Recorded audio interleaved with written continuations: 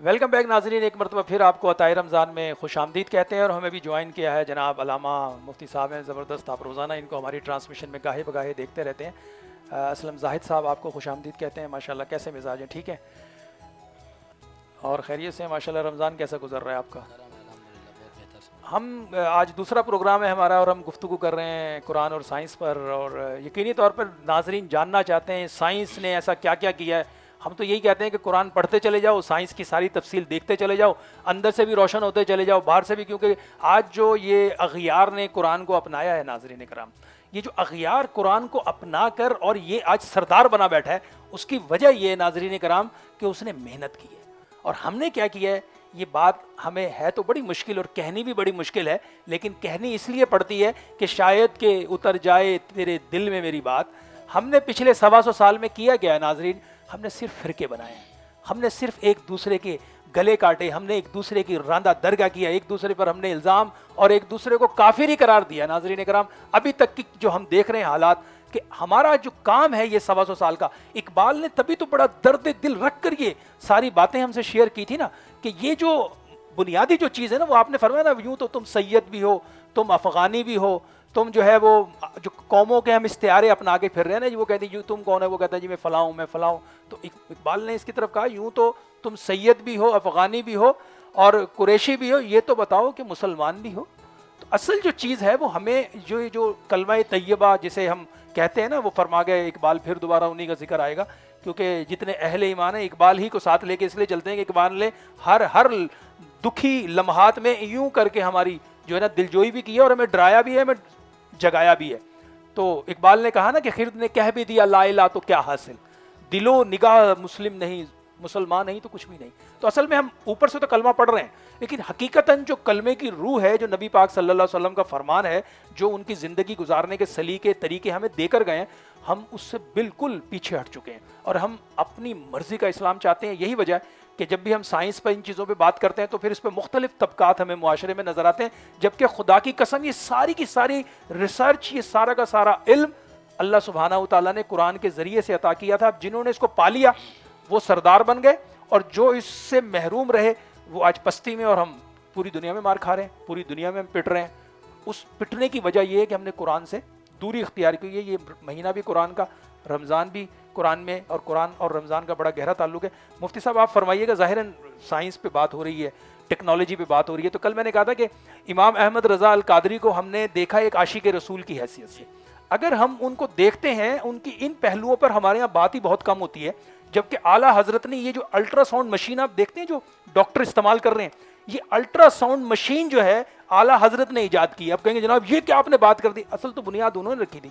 پہلا جو اس خاکہ بنایا تھا وہ اعلیٰ حضرت امام احمد رضا القادری، جنہیں ہم کہتے ہیں بریلوی، انہوں نے اس کا بنایا. آپ نے جو یہ ڈایاگرام تھا یہ آپ نے ایجاد کیا. آپ کی بے شمار ایجادات ہیں، لیکن ہم لوگوں نے ان کا ذکر کیا کہ انہوں نے اشعار لکھے، انہوں نے نبی پاک صلی اللہ علیہ وسلم کے عشق کی بات کی، لیکن یہ پہلو جو سائنس کے حوالے سے اعلیٰ حضرت کا ہے، اس کو ہم نے پیچھے رکھا ہوا ہے. آج ہماری گفتگو کے اندر آپ ہمارے ساتھ موجود ہیں، آپ ماشاءاللہ سے اس کے بارے میں کیا کہیں گے؟ بسم اللہ الرحمن الرحیم وَإِن كُنتُمْ فِي رَيْبٍ مِّمَّا نَزَّلْنَا عَلَىٰ عَبْدِنَا فَأْتُوا بِسُورَةٍ مِّن مِّثْلِهِ. سبحان اللہ، بے شک. قال اللہ تبارک و تعالی فی القرآن المجید وفی مقام آخر اَأَنْتُمْ أَشَدُّ خَلْقًا أَمِ السَّمَاءُ بَنَاهَا رَفَعَ سَمْكَهَا فَسَوَّاهَا وَأَغْطَشَ لَيْلَهَا وَأَخْرَجَ ضُحَاهَا وَالْأَرْضَ بَعْدَ ذَلِكَ دَحَاهَا أَخْرَجَ مِنْهَا مَاءَهَا وَمَرْعَاهَا سبحان اللہ. وَالْجِبَالَ أَرْسَاهَا مَتَاعًا لَكُمْ وَلِأَنْعَامِكُمْ.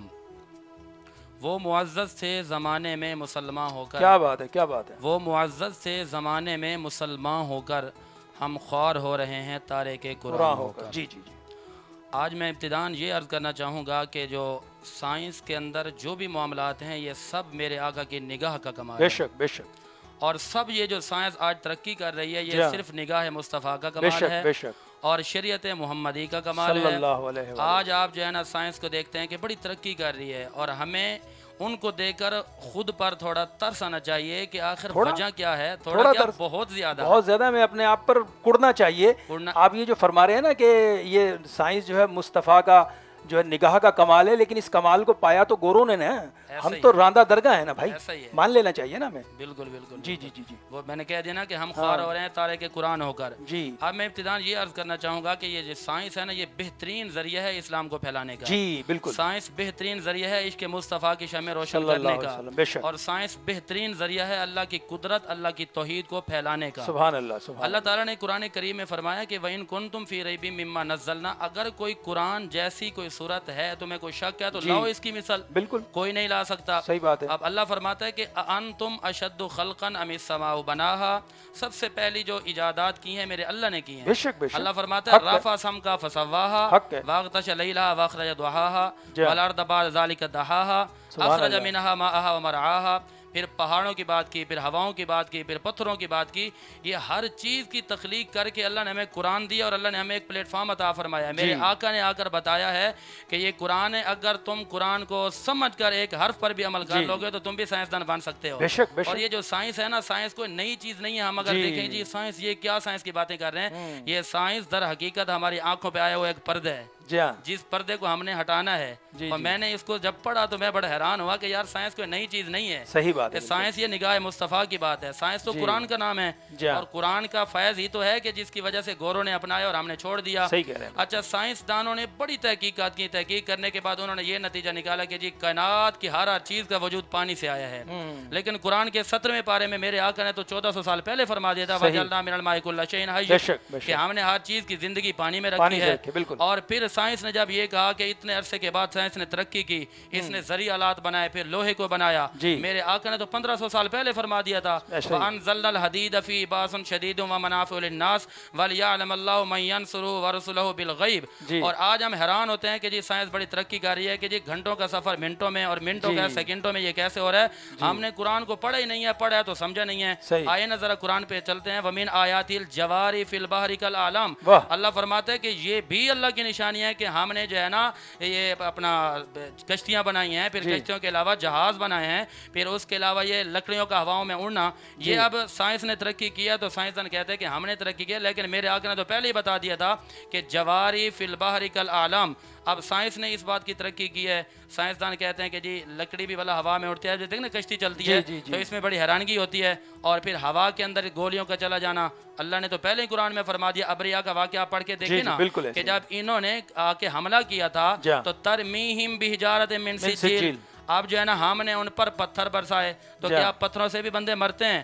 قرآن نے جو تخلیق کی تھی پتھروں کی، پھر سائنسدانوں نے اسی صورت کو پڑھ کر یہ نتیجہ نکالا کہ ترمیہم بحجارۃ من سجیل، جب پتھر پڑنے سے لوگوں کا خاتمہ ہو سکتا ہے تو پھر انہوں نے سائنس نے ترقی کی، انہوں نے گولی بنائی، اور گولی سے یہ ہے کہ لوگوں کا خاتمہ ہوتا ہے۔ پھر یہاں پر ایک بات اور بھی عرض کرنا چاہوں گا کہ یہ سائنس جو ہے نا، سائنسدان اگر ترقی کر رہے ہیں، 1692 کی بات کر رہا ہوں، جب فرانس نے اہل انگلستان پر حملہ کیا تھا تو ان کے جو جہازی قوت تھی نا، جہازوں کی قوت، انہوں نے اس کو ختم کر دیا تھا۔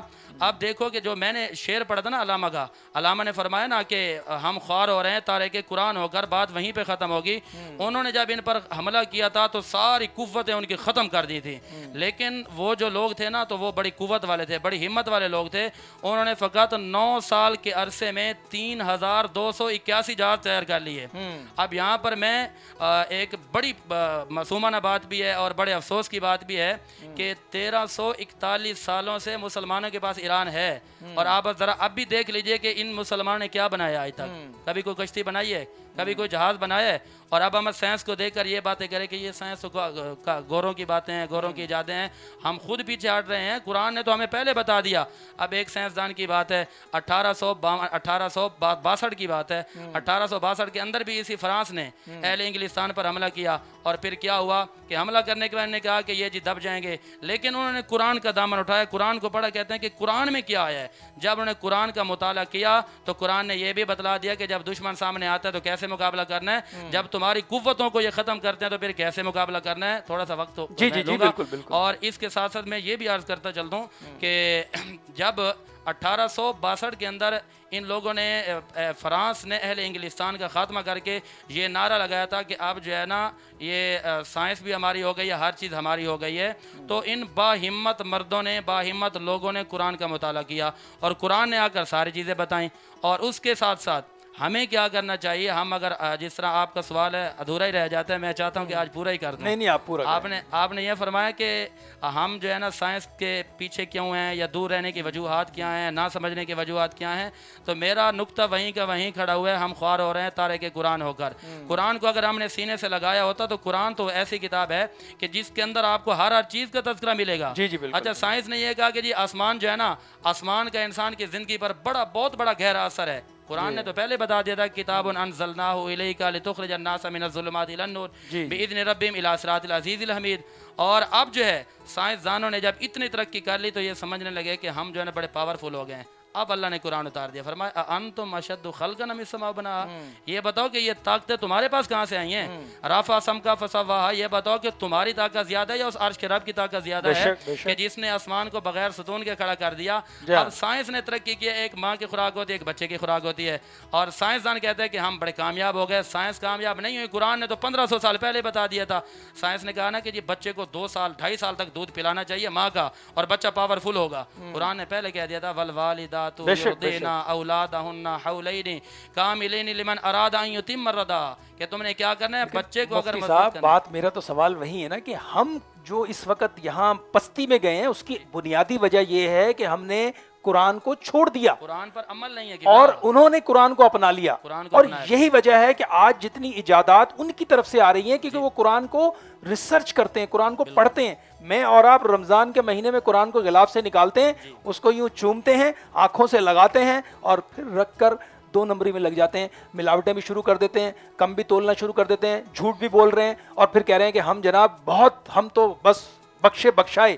اصل سوال یہ بنتا ہے، اور یہ جو سائنس ہمیں ایک ایک چیز کو نکھار کر ہمیں بتا رہی ہے، بنیادی طور پر مولا علی کا جو قول ہے نا وہ اس ساری گفتگو کا جواب ہے۔ مولا علی نے فرمایا کہ علم جو ہے نا وہ مومن کی گمگشتہ میراث ہے، جہاں سے ملے وہاں سے لے لو۔